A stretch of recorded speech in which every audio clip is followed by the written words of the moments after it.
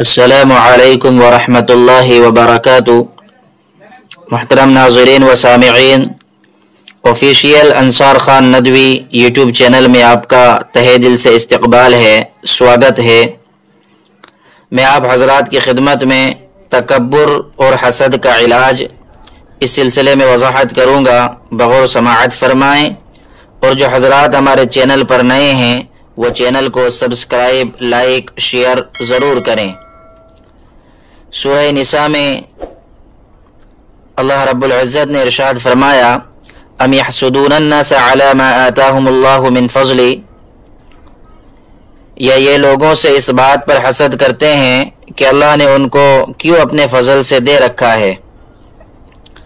ایک حدیث میں حضور صلی اللہ علیہ وسلم نے ارشاد فرمایا، ایاکم والحسد فإن الحسد یأکل الحسنات کما تأکل النار الحطب او قال العشب۔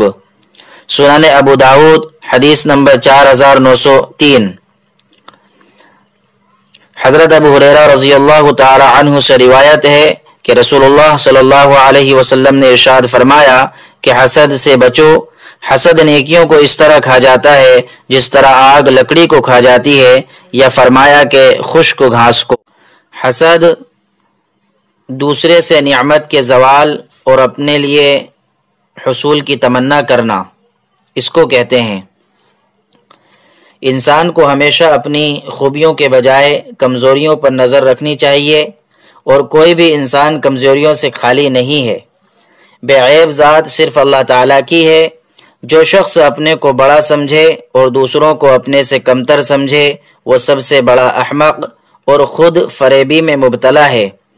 انسان کی عظمت اس کی فنائیت میں ہے، اور اس کی ذلت اس کی برتری میں ہے۔ نبی اکرم صلی اللہ علیہ وسلم نے فرمایا کہ جو شخص اللہ کے لیے اپنے کو مخلوق سے کمتر سمجھے، اللہ تعالیٰ اس کو لوگوں کی نظر میں عزت عطا فرماتے ہیں۔ اس کے برخلاف جو شخص لوگوں پر اپنی بڑائی جتائے تو اللہ تعالیٰ اس کو لوگوں کی نظروں میں ذلیل، جانوروں سے بھی زیادہ ذلیل فرما دیتے ہیں۔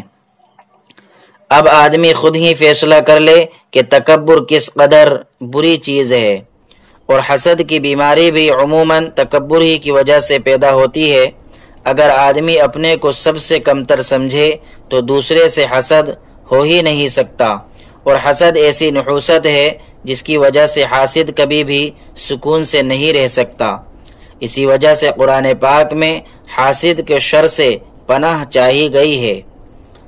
آپ کو چاہیے کہ کسی شیخ کامل سے اصلاحی تعلق قائم کر کے امراض باطنی کا علاج کرائیں، اور کثرت سے استغفار اور توبہ میں مشغول رہیں۔